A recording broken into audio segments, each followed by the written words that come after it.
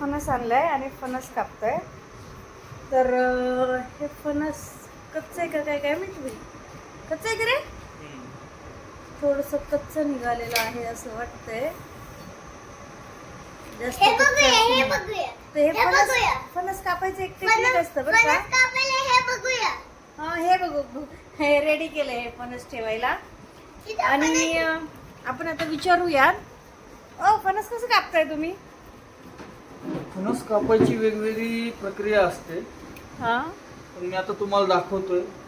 कारण फणस म्हणजे काय माहिती आहे का, हाताला चीक वगैरे लागतो. त्यासाठी तुम्ही थोडं तेल वगैरे त्या आहे ना चाकूला लावणं गरजेचं आहे. तुमच्या हातालाही लावा, चाकूलाही लावा. याच्यामुळे काय होतं?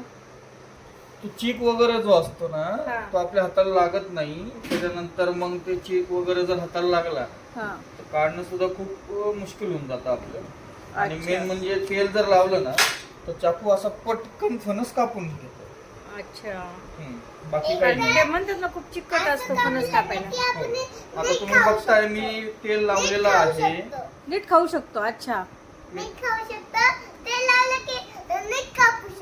नीट कापू शकतो. आपल्या इकडे पुण्यामध्ये तर फणस भेटतात जास्त. हे जास्त कुठे भेटतात बरं फणस? हे मावळ साईड वगैरे किंवा खेडेगाव वगैरे कुठे काय असेल. आमच्याकडे नाही भेटत. हे शक्यतो कसं आहे खेडेगावामध्ये आणि मावळ साईड मध्ये जास्त मिळतात. कारण आता अच्छा. फणसाची झाडं जास्त मार्केटला नाही आहेत. आणि तुम्ही जर हा, आता जरी बघितलं तर हातगाडीवरती वगैरे तुम्हाला फणस दिसतात. हा. काही इकडे भावच्या भाव काही भाव घेतात. हो काही रेट देतात ते हा. सध्या तर. गरीब माणसाने खायचं काय आणि घ्यायचं काय.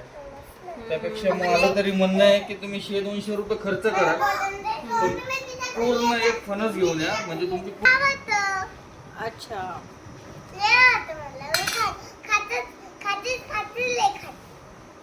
खाती लय खाती.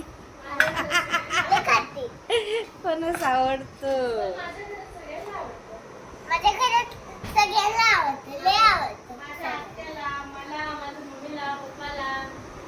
सगळ्यालाच आवडतं फणस. मला पण आवडतं. तुम्हाला पण आवडतं? हा. हे बघा, आता हे फणस करताय. थोडंसं मला वाटतं कच्चं निघाले. तर काय काय माहिती. तेजूला आवडतं. फणस कच्चं जरी असेल ना तरी काही नाही, चांगलं असतं. अच्छा.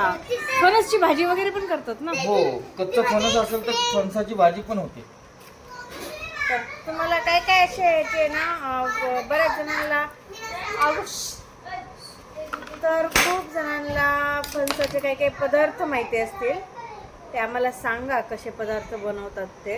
हे बघा, आपण आणि- म्हणतो फणस कच्चं आहे पण हे कच्चं नाहीये. कच्चं नाही आतमध्ये बघा हे ना. हे बघा, हे जे गर आतमध्ये आहेत ना गर पिकलेलं आहे. हे पिकलेले गर आहेत. आपण फणस घेताना पण असं व्यवस्थित घ्यायला पाहिजे. त्याला तेल लावणं गरजेचं आहे. म्हणजे त्याच्यामुळे चिकट जे काही पदार्थ आहे त्याचा तो आपल्या हाताला लागत नसतो. अच्छा.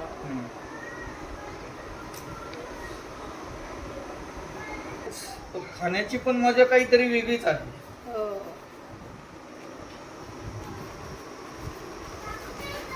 फणस आरोग्याला पण चांगलं आहे असं म्हणतात. खूप खूप आरोग्याला चांगलं असतं.